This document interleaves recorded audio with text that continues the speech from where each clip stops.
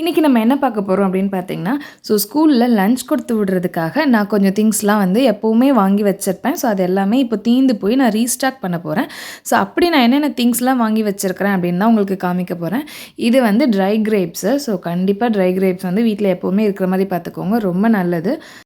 அப்புறம் பட்டாணி, இது ஹோல் வீட் பாஸ்தா. இது முழுக்க முழுக்க வீட்டில் பண்ணது. இது வீட் பாஸ்தா. இது ஸ்நாக்ஸுக்கு இல்லை, பிரேக்ஃபாஸ்ட்டாக கூட நம்ம இதை எடுத்துக்கலாம்.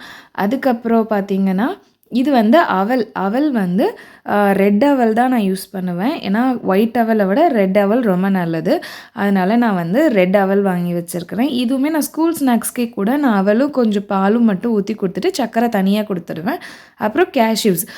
கேஷ்யூ நம்ம கிரேவிக்கு கூட யூஸ் பண்ணிப்போம்ல. அதனால் கொஞ்சம் நான் அதிகமான அமௌண்ட்டில் கேஷ்யூ யூஸ் பண்ணியிருக்கேன். அப்புறம் சுண்டல். சுண்டல் கருப்பு சுண்டல் தான் ஒயிட்டை விட நல்லது, ப்ரோட்டீன் ஜாஸ்தி.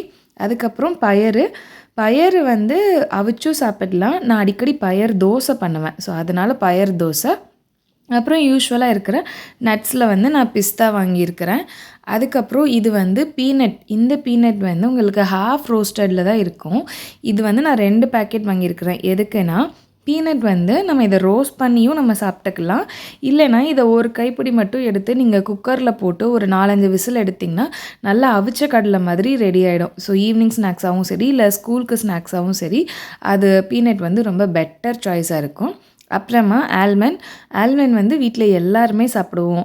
4 பேருமே ஆல்மண்ட் எடுத்துக்குவோம். குட்டிக்கும் நான் ராகியோடு போட்டு அடித்து கொடுத்துடுவேன். அதனால் ஆல்மண்ட்டும் கொஞ்சம் அதிகமான குவான்டிட்டியில் வாங்கியிருக்கேன். அதுக்கப்புறம் இது makhana. Makhana all time favourite மித்ரனோடது. அதனால் நான் மக்கானா வாங்கியிருக்கிறேன். அது மட்டும் இல்லை, இப்போ என்னோடய செகண்ட் பேபிக்கும் 1 இயர் கம்ப்ளீட் ஆக போகுது. அதனால் அவனுக்குமே மக்கானா, இந்த ரெட் கலர் அவல், பாதாம், பிஸ்தா இதெல்லாம் ரோஸ்ட் பண்ணி ஒரு பவுட்ரு மாதிரி பண்ணி வச்சுக்கலாம் அப்படிங்கிற ஐடியாவில் தான் இது எல்லாமே வாங்கியிருக்கிறேன். தென் இது நம்ம மீல் மேக்கர் சோயா சங்க் வாங்கியிருக்கேன். அப்புறமா நமக்கு ரொம்ப ரொம்ப மார்னிங் ஹெல்ப்ஃபுல்லாக இருக்கிறது இந்த பாஸ்மதி ரைஸ் தான். டக்குன்னு ஏதாவது ஒரு காய்கறியை மட்டும் போட்டு ஒரு கிளறி கொடுத்தோம் அப்படின்னா லன்ச் முடிஞ்சிடும். அதனால் இந்த திங்ஸ்லாம் நான் வாங்கியிருக்கிறேன்.